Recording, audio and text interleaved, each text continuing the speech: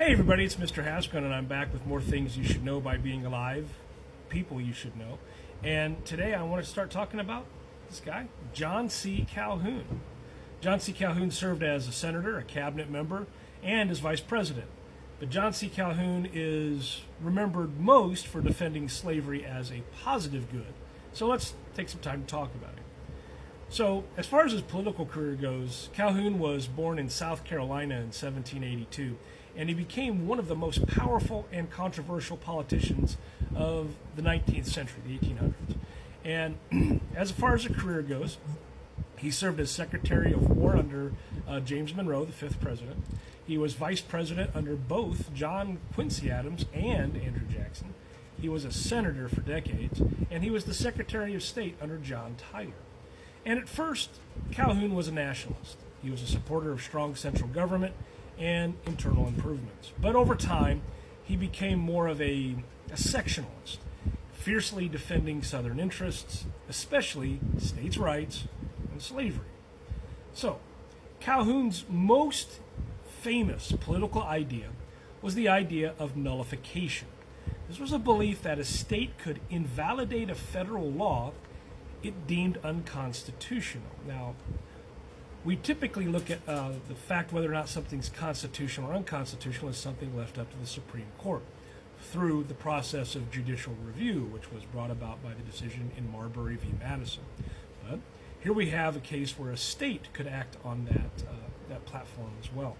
And during the nullification crisis of 1832, South Carolina tried to nullify a federal tariff. And Calhoun backed South Carolina's actions.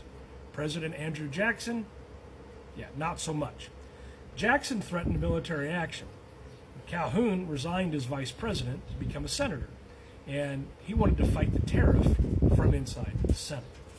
Now, eventually, a compromise is going to end the nullification crisis, but Calhoun's theory laid the groundwork for the Southern argument leading up to the Civil War. So in the 1830s and 1840s, Calhoun shifted from calling slavery a necessary evil to something called a positive good.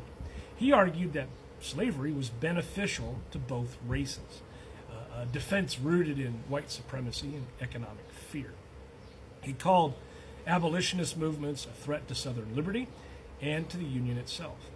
Calhoun died in 1850, just before the Civil War, but his ideas lived on.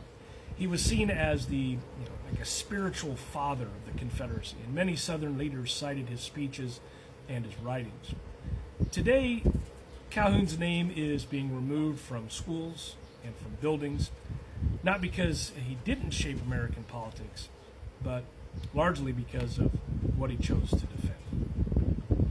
If you learned anything here today about John C. Calhoun or other things, please like, comment, follow me, and I'll do my best to put out more things you should know by being alive. Because understanding American history means facing all of it, even the voices that try to divide it. Thanks for watching.